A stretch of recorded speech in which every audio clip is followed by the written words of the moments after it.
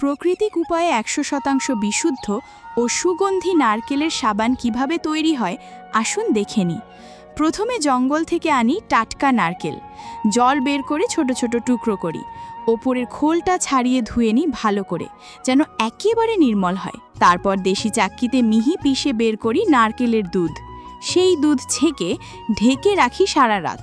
সকালে তাতে জমে ওঠে নরম মালাই। এরপর জঙ্গল থেকে আনি পলিগোনাম মাল্টিফ্লোরাম আর ফিমেল জিনসেংয়ের মতো মূল্যবান মূল। এগুলো কালো তিলের সঙ্গে ভাপে সিদ্ধ করি, যাতে লুকিয়ে থাকা সব পুষ্টি জেগে ওঠে। অন্যদিকে একটি পাত্রে মেশাই সৌং মঞ্জিংজি, সাবানবেরি, লেবু, অ্যাঞ্জেলিকা, পাইন পাতা আর কুসুম ফুল দিয়ে তৈরি করি অনন্য হার্বাল নির্যাস, যা ত্বককে করে কোমল, উজ্জ্বল আর সুরক্ষিত। এবার জমে ওঠা মালাই গরম করলে বেরিয়ে আসে খাঁটি নারকেল তেল। সেই তেলের সঙ্গে মেশে চা বীজের তেল, আঙুরের তেল আর হার্বাল ক্ষারীয়।